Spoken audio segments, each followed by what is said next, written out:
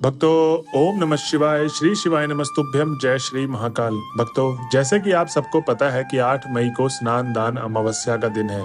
जी हाँ भक्तों, गुरुदेव जी कहते हैं कि जो भी कोई भक्त, जो भी कोई व्यक्ति इस दिन स्नान दान अमावस्या के दिन ये उपाय कर लेगा तो उसके घर में जो भी समस्याएं हैं, चाहे धन से रिलेटेड, चाहे उस व्यक्ति का विवाह नहीं हो रहा है, चाहे आपके घर में कोई व्यक्ति बहुत ज्यादा नशा करता है, गाली गलौज करता है, या सास बहू की नहीं पड़ती, या घर में कोई ना कोई ऐसा कलेश होता रहता है, कभी खुशी आती ही नहीं घर में, आपका बच्चा पढ़ाई में बहुत ज्यादा खराब हो चुका है, आपको लगता है कि मेरे बच्चे का कैरियर आगे चल के क्या होगा, अगर इन सब से रिलेटेड अगर आपके घर में भी कोई ना कोई ऐसी समस्या चल रही है,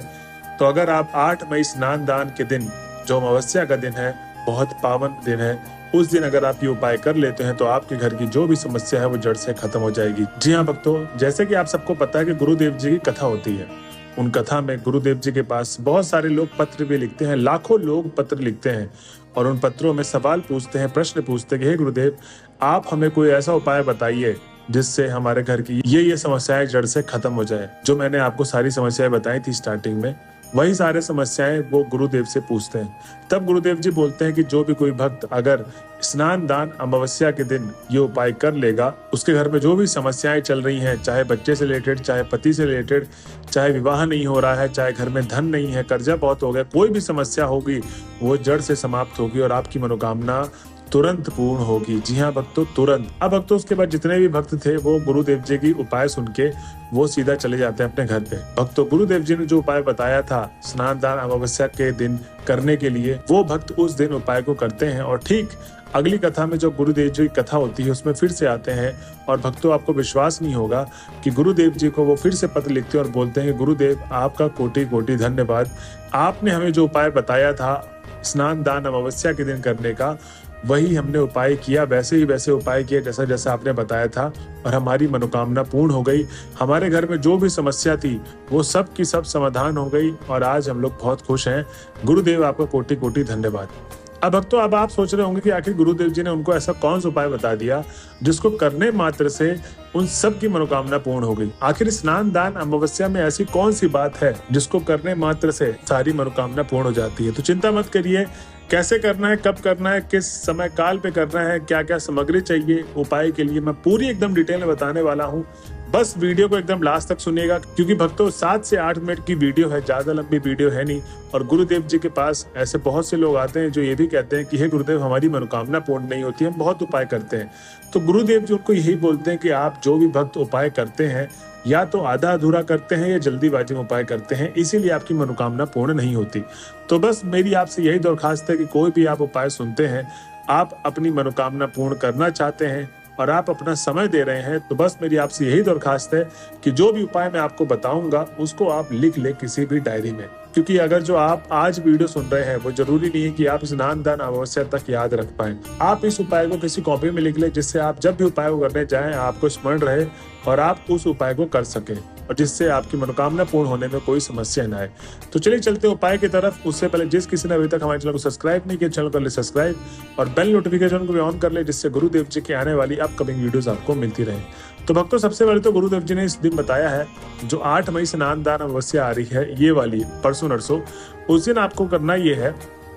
कि सबसे पहले तो आपको चाहिए 7 लौंग, ठीक, 1 चुटकी काली तिल और 1 काली मिर्च। अब भक्तों, ये उन लोगों के लिए उपाय है जिसके घर में जो व्यक्ति है बहुत ज्यादा कलेश करता है, बहुत ज्यादा हल्ला मचाता है, सास बहू की नहीं पटती, या घर में धन की बहुत ज्यादा कमी है, धन का ऐसा लगता है कोई नजर लगा के चला गया आपके घर में कि धन आता है वो टिकता ही नहीं है, कर्जा बहुत ज्यादा बढ़ गया है, घर में कलेश कोई ना कोई कारण से होता रहता है, शांति तो कभी होती ही नहीं है। तो ये उपाय उन लोगों के लिए करने के लिए है, ठीक। 8 मई स्नान दान अमावस्या के दिन आपको करना ये है। सबसे पहले तो आपको चाहिए 7 लौंग, 1 चुटकी काली तिल और 1 काली मिर्च। क्या क्या, जो 7 लौंग चाहिए आपको वो एकदम फूल वाली लौंग चाहिए, ठीक है, कहीं से टूटी फूटी ना हो। 1 चुटकी काली तिल ले लें और 1 काली मिर्च, ये आपने सामग्री लिख ली। इसके बाद आपको करना ये है, अपने दाहिने हाथ में इन तीनों चीजों को रख ले और अपने घर के कोने कोने में, आपके घर का कोई भी कोना नहीं छूटना चाहिए, हर कोने में आपको वो तीनों चीज जो आपने दाहिने हाथ में रखी थी वो रख के पूरे घर में घुमा दे और एक मंत्र का उच्चारण करना है, श्री शिवाय नमस्तुभ्यम, ओम नमः शिवाय। मतलब देवादिदेव महादेव का नाम का और मंत्र का उच्चारण करते हुए आपको पूरे घर में वो दाहिने हाथ में जो आपने चीज ले रखी तीन की तीनों उसको घुमा देना है और सीधा चले जाना है शिव जी के मंदिर पे। अब जब आप शिव जी के मंदिर पहुंच जाएंगे तो सबसे पहले तो आप चले जाइए भगवान के मंदिर के अंदर। जब शिवलिंग के पास पहुंच जाएंगे तो आप वहाँ 5 से 10 मिनट आराधना करिए भगवान का, मनी मन उनके मंत्रों का जाप करिए, उनके नाम का स्मरण करिए। उसके बाद उनको प्रणाम करके आप अपनी समस्या बताएं, घर में जो भी समस्या चल रही है जिससे सुख शांति नहीं बन पा रही आपके परिवार में, वो समस्या बता के आपको मनोकामना बोल देनी है और कह देना, हे महादेव, मैं आज आपके द्वार में ये 3 चीज छोड़ के जा रही हूँ, कृपया करके मेरे घर में जो भी समस्या है उसको खत्म करें। बस वो दाहिने हाथ में जो आपने चीज ली थी तीन की तीनों, लौंग, काली तिल और काली मिर्च, वो मेन गेट में जो महादेव के मंदिर का मेन गेट है उनके चौखट में वहां पर उसको दाहिने हाथ से छोड़ के रख दें और आप अपने घर जा सकते हैं। भक्तों, ये तो था पहला उपाय। जिसको लगता है कि मेरे घर में बहुत ही ज्यादा बुरी नजर लगी हुई है, सुख शांति आती ही नहीं है और जिसको सुख शांति बना के रखनी है अपने घर में, ये था उनका उपाय। अब हम चलते हैं अपने अगले उपाय की तरफ, जिसमें गुरुदेव जी ने बताया कि आपकी कोई भी ऐसी मनोकामना है जो अटकी हुई है, कभी पूरी नहीं हो रही है और आपने बहुत ज्यादा प्रयास कर लिया लेकिन कोई ना कोई ऐसा अड़ंगा अड़ जाता है जिसकी वजह से वो मनोकामना आपकी पूर्ण ही नहीं हो पाती। तो इस दिन गुरुदेव जी ने बोला है कि आपको करना चाहिए 5 बेलपत्र, 5 समी पत्र और 1 लोटा जल और 3 लौंग चाहिए। क्या क्या चाहिए आपको? 5 बेलपत्र, 5 समी पत्र, 1 लोटा जल जो पीतल के लोटे में होना चाहिए, जो घर से भरा हुआ होना चाहिए, और 3 लौंग चाहिए। ठीक, अब जब आप ये सारी सामग्री ले लेंगे सीधा चले जाना आपको महादेव के मंदिर पे और आपको क्या करना है, 5 से 10 मिनट महादेव की आराधना करनी है। आराधना जब आप पूरी हो जाएगी, क्योंकि आराधना करने के लिए मैं बार बार क्यों कह रहा हूँ कि गुरुदेव जी कहते हैं कि ज्यादातर जो भक्त सामने आते हैं मेरे और बोलते हैं कि मेरा उपाय, मेरी मनोकामना पूर्ण नहीं हो रही, तो मैं उनसे एक चीज हमेशा पूछता हूँ कि आप उपाय जाते ही मंदिर में शुरू कर देते हैं या थोड़ा 5-10 मिनट आराधना करने के बाद? तो बहुत सारे ऐसे भक्त जिनके मनोकामना पूर्ण नहीं हो रही थी वो हमेशा यही कहते हैं कि हम गुरुदेव जाते ही उपाय को शुरू कर देते हैं, उपाय करने के मकसद से ही जाते हैं। तो गुरुदेव जी कहते हैं कि आपको इस मकसद से नहीं जाना है।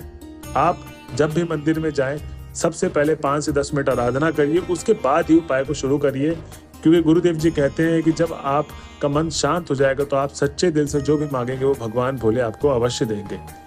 अब भक्तों, उसमें जब आपने 5 से 10 मिनट आराधना कर ली तो सबसे पहले आपको करना यह है कि 5 बेल पत्र और जो 5 समी पत्र लेके गए थे और 3 लौंग लेकर गए थे, उनको सबको एक साथ शिवलिंग के ऊपर वाले भाग पे रख देना है। और आपको जिस व्यक्ति की मनोकामना पूर्ण नहीं हो रही, जिस व्यक्ति की जो भी समस्याएं हैं,